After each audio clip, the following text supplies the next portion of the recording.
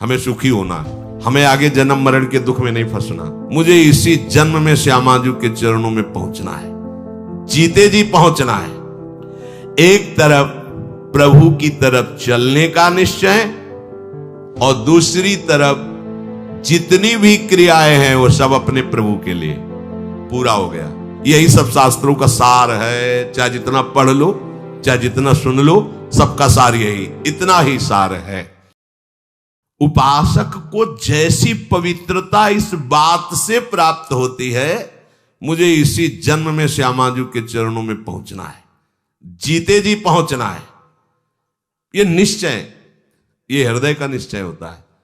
अब इस बड़ी बात के आगे कोई बात टिकेगी नहीं। अगर ये बात आ गई, सब बातें फेल हो जाएंगी।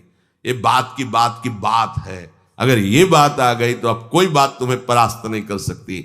जहां राधा चरणारविंद की प्राप्ति की बात आई, वहां कोई बाधा प्रवेश ही नहीं कर सकती। एक तरफ प्रभु की तरफ चलने का निश्चय और दूसरी तरफ जितनी भी क्रियाएं हैं वो सब अपने प्रभु के लिए पूरा हो गया। अब इससे बड़ा कोई पवित्र नहीं, इससे बड़ा कोई अनुष्ठान नहीं, इससे बड़ा कोई ज्ञान नहीं।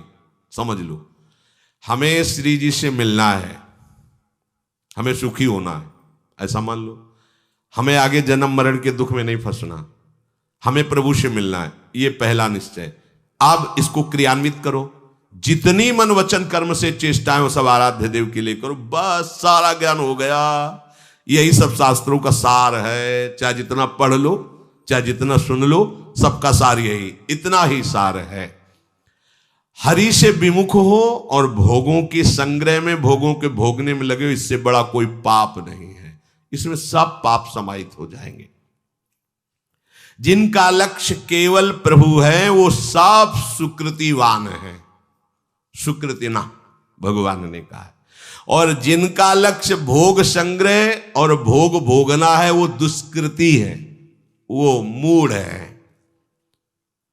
प्रभु के लक्ष्य में एक महान बात यह कि पुराने जितने पाप और पाप के संस्कारों सब भस्म हो जाते हैं।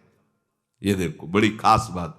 कोई और अनुष्ठान करने की जरूरत नहीं। कृच्छ व्रत, चंद्रायण व्रत, ये सब बड़े से बड़े शास्त्रों में प्रायश्चित वर्णन है। जिसने लक्ष्य कर लिया मुझे भगवत प्राप्ति करनी है, ये अंदर का निश्चय पूर्व के पाप और पाप वासनाओं को भस्म कर देता है। ये किसी तीर्थ में ताकत नहीं, ये तीर्थ में ताकत नहीं। बहुत जब बिल्कुल सांगोपांग तीर्थ का सेवन करोगे तो पाप नष्ट होगा, पाप वासना नहीं। लेकिन हरिचरणारविंद की प्राप्ति का निश्चय पूर्व पाप और पाप की वासना को भी भस्म कर देता है। उसके हृदय में स्वयं भगवान विराजमान होकर आगे पाप नहीं होने देते। यदि चूक हो जाती है तो उसको कोई अन्य आश्रय, अन्य प्रायश्चित करने की जरूरत नहीं। भगवान हृदय में बैठकर सब पवित्र कर देते हैं। विकर्म यच्चोत्पतितम कथंचित धुनोति सर्वम हृदय सन्निविष्टा। भगवान स्वयं कह रहे, मैं उसके हृदय में बैठ करके स्वयं अब संचालन करता हूं। अगर कहीं उसका देहाभिमान जरा सा बकाया स्फुरित हुआ, कोई चूक हो गई, तो मैं हृदय में उसके बैठा हूं। इसलिए धुनोति सर्वम हृदय सन्निविष्टा, मैं धोकर सब बहा देता हूं उसकी अपवित्रता को। यह है भगवद आश्रय। सच्चे हृदय से केवल तुम्हें चलना और यंत्रवत चलना है, कठपुतली बन के चलना है। जैसे नचाए कठपुतली वाला वैसे ही नाचना।